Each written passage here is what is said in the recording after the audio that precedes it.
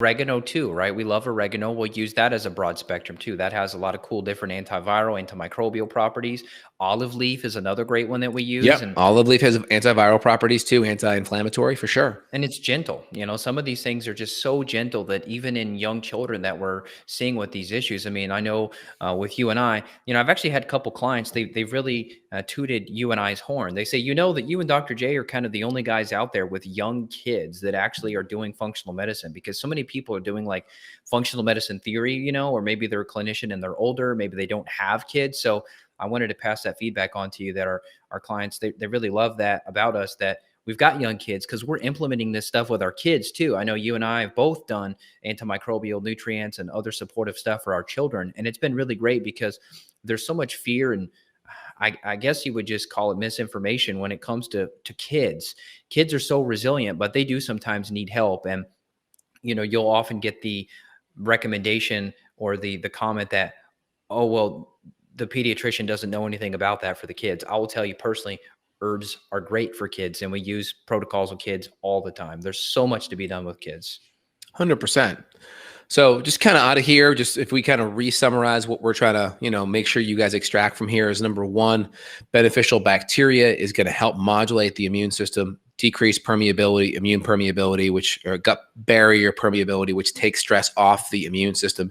It's going to modulate the cytokines, the interleukins. So when your immune system comes in there, you're not going to create more damage from the immune system. So it's kind of like the firefighters coming in and you have a small fire, and instead of putting it out with one of those portable little fire extinguishers, they bring the whole big ladder and truck in there and spray so much water they knock down all your walls. It's kind of like, well, that's kind of an inappropriate response to that kind of fire.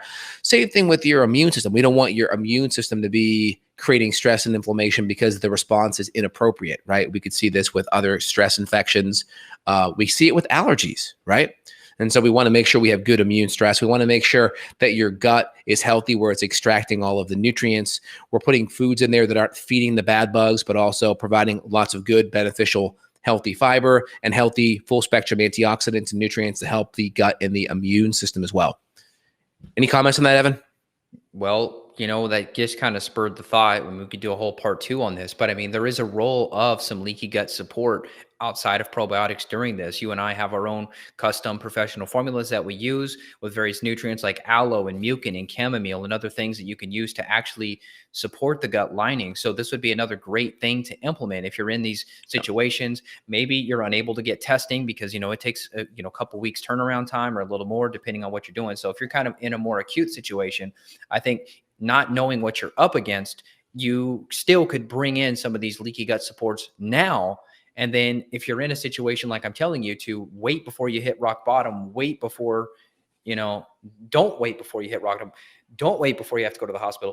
Work on your gut now. If we have all the data, we can work you through these steps here. And then we may have already gotten you to the gut healing point to where you're not coming into this infection with a leaky gut. I would much rather someone come in with a healthy gut. We know they're going to do far better. And with this discussion you and I talked about today of the gut-lung axis, now's the time to focus on your gut.